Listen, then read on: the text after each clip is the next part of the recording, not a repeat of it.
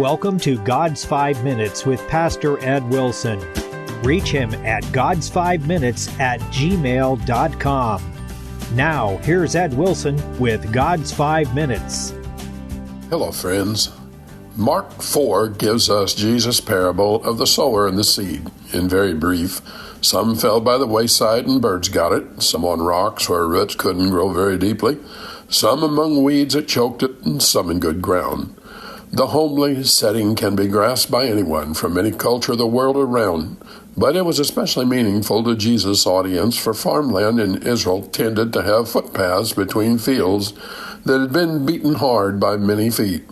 Sometimes stones were embedded in them to prevent erosion and make avoiding mud easier. In every field there were corners and inaccessible spots left to whatever wild plants chanced to grow there.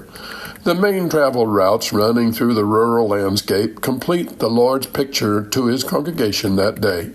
Thus, with a few majestic sweeps of the Master's brush, speaking sentences that could have been given in less than a minute, he painted a picture that captures the description in many ways of our entire race, which he neatly divided into 4 categories. The first seed produced nothing, because those who heard it had hard hearts. One thinks immediately of Israel's haughty leaders during Jesus' day, those men who hung on his every word, not to learn but to rebut, who strained at gnats and swallowed camels, who envied every miracle and attacked even those Jesus raised from the dead. How grow the beautiful grain of kindness and unselfishness on ground as pitiless as that? The dark birds of envy and pride snatched away every vestige of gentleness before any spark of life could spring from it. And yet, were they alone of all the world in their callousness? The second seed, too, can easily be seen in the fickle crowds.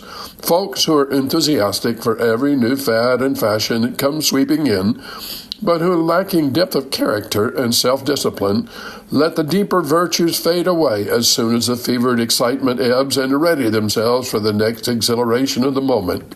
No successful life can be built on passions and impulses, no matter how noble they appear, for the feelings that come with them always fade. Emotions are like waves on the ocean. For every crest there is a trough. Those who would build character into their souls must learn to persevere when feelings are low and support has ebbed. People have to live for Jesus because it's the right thing to do, not just because it feels good, as his disciples learned at Calvary. And the third seed, there was nothing wrong with it. All the seeds Jesus scatters are good seeds. The trouble lay with the other things growing alongside it, which were not good seeds at all. The cares of this world, Jesus called those weeds, the deceitfulness of riches.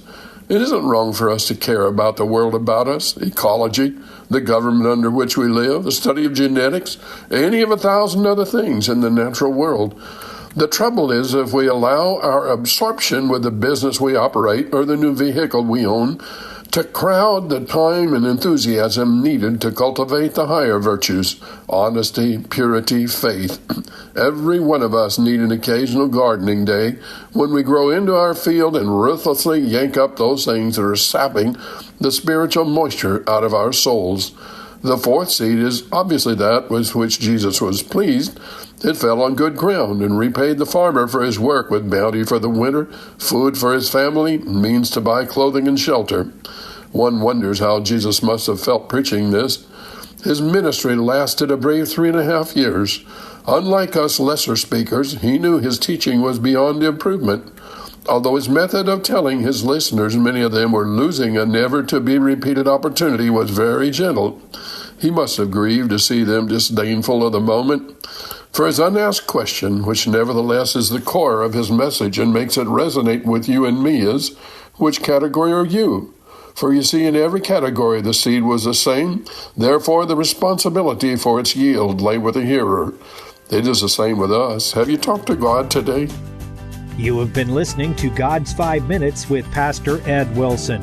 Reach him by email at GodsFiveMinutes@gmail.com.